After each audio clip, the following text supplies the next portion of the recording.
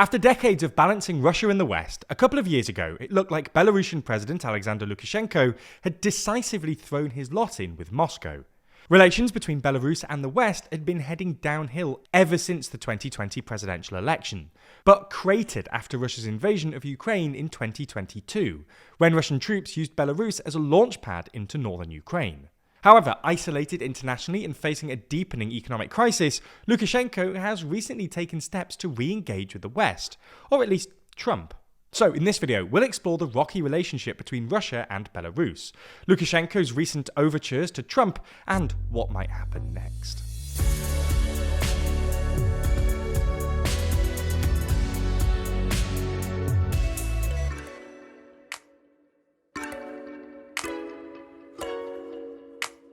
If you're interested in the political alliances and groupings which shape our world, then you might enjoy our poster, Every Alliance Explained. It shows, in slightly confusing detail, all of the world's major alliances and how different countries link together. Check out the poster by clicking the link in the description. Let's begin with some context. After gaining independence from the Soviet Union in 1991, Belarus sought closer ties with the EU and US. However, as Lukashenko consolidated his hold on power, relations deteriorated, and in the early 2000s, the West began imposing sanctions on Belarus. Lukashenko responded by deepening ties with the Kremlin, which had no issue with his autocratic tendencies and offered vital political and economic support, including subsidies and discounted natural gas. However, tensions emerged after Russia's annexation of Crimea in 2014. Fearing that Belarus could suffer the same fate, particularly since a 1995 referendum had made Russian an official state language and left much of the country linguistically tied to Moscow, Lukashenko refused to recognise the annexation. Instead, he began to emphasise Belarusian sovereignty and identity, and for the first time delivered a major speech in Belarusian, claiming, "We are not Russian, we are Belarusians." Relations soon unravelled over disputes surrounding energy, trade and sovereignty. Tensions mounted when Moscow cut customs-free oil exports, refused further gas discounts, and imposed a ban on Western food imports without consulting Belarus. Strains deepened in 2017 when Belarus introduced visa-free travel for citizens of 80 countries, prompting Russia to reinstate border controls after 2 decades. Meanwhile, Belarus began warming to the EU. After releasing political prisoners in 2016, most EU sanctions were lifted, and the Belarusian capital, Minsk, even hosted the OSCE Parliamentary Assembly in 2017. By the late 2010s, ties were at their strongest in years, capped by visa agreements signed in early 2020. A few months later, Lukashenko accused Putin of trying to absorb Belarus, prompting the Kremlin to cut subsidies, and Belarusian security services arrested 33 Russian Wagner contractors ahead of Belarus's 2020 presidential election.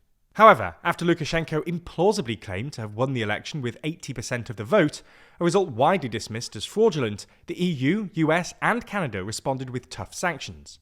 Under pressure, Lukashenko, once again, turned to Moscow for political and economic support.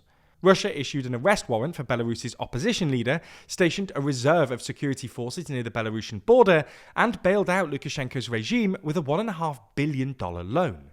In February 2022, Russian forces staged part of the invasion of Ukraine from Belarusian territory, and Lukashenko even agreed to host some of Russia's nuclear weapons, despite years of insisting that he would never do so. This accelerated Belarus's estrangement from the West. The US closed its embassy in Minsk, and the EU ramped up sanctions to mirror those on Moscow. The economic impact was severe. GDP fell 4.7%, industrial output dropped 5.4%, and exports plunged 20%. Trade with Ukraine, once Belarus's second largest market, fell from $6.9 billion in 2021 to $1.6 billion in 2022, while exports to the EU were cut by more than half. Moscow softened the blow by providing Belarus with cheap energy, and Belarus redirected most of its exports that would have previously gone to the EU to Russia. Whilst this did help stabilise the economy, it meant that Belarus became increasingly dependent on the Russian economy. And unfortunately for Lukashenko, the Russian economy isn't looking too hot right now. Thanks to excessive war spending, inflation has recently started rising in Russia, bringing Belarus with it. At the same time, Russia has put him in a difficult position by pressuring Belarus to export more potatoes. But his domestic price controls have left Belarus grappling with its own potato crisis, struggling to feed both Belarus and Russia. There have also been some reports that Lukashenko is unhappy with his international image as Russia's lackey. Russia's other allies have something to gain from their close relationship with the Kremlin.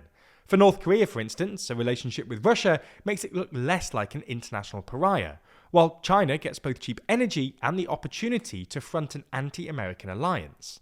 For Belarus, the benefits aren't so clear. There aren't many economic benefits at this point, and its image as a co-aggressor in Ukraine has deepened Lukashenko's international isolation. This is presumably why, in recent weeks, Lukashenko has taken a number of tentative steps to ease tensions with the West, or at least the US. In August, it pre-announced that upcoming military exercises would be moved to the centre of the country, away from its southern and western borders with Poland. The scale of the drills was also reduced, with troop numbers dropping from about 100,000 in 2021, just months before Russia invaded Ukraine, to around 20,000 this year. Astonishingly, Belarus even invited US troops to observe the exercises, for the first time since 2017. The Trump administration accepted the invitation, and on Monday, 2 US troops turned up in Belarus, where they received a remarkably warm welcome from the Defense Ministry. They even got a post on the Belarusian Defense Ministry's official Telegram channel, with a post captioned, "Who could have thought how the morning of another day of Zapad 2025 exercises would start?" Interestingly, Belarus's defense minister also told the New York Times that Belarus is, quote, interested in reducing tensions in the Eastern European region. This stands in marked contrast to the Kremlin recently, which has shown little interest in peace and has, if anything, recently upped the rhetorical ante. Then, last week, Lukashenko suddenly agreed to release roughly 52 political prisoners and pardoned a further 25 prisoners. In return, the US announced it would lift sanctions on Belavia, Belarus's national airline, which had been grounded since 2021, after Belarus forced the landing of a Ryanair flight which was carrying an opposition activist, and declared that Washington intends to reopen its embassy in Minsk. Lukashenko remarked that Belarusian diplomacy should now focus on helping Trump achieve peace, echoing its neutral stance in 2014 when it acted as a mediator following Russia's annexation of Crimea. So, what's going on? Well, Lukashenko clearly sees an opportunity in Trump, who isn't too fussed about Lukashenko's authoritarian tendencies and will presumably appreciate any help Lukashenko can offer in negotiating peace in Ukraine.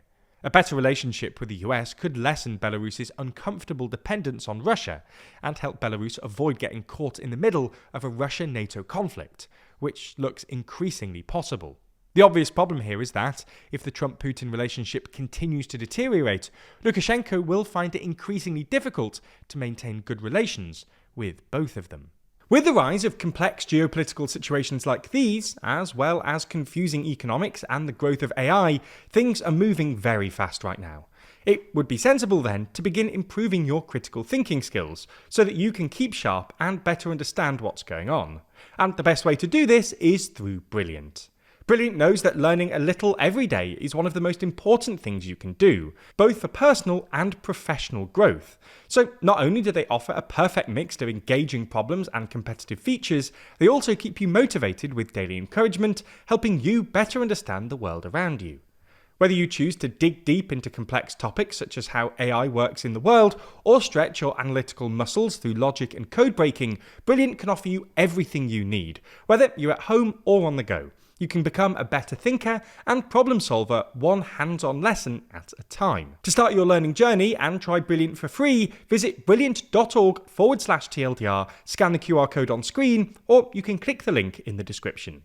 By doing so, you'll get 20% off an annual premium subscription, and they'll know that you came from us, which really helps us out.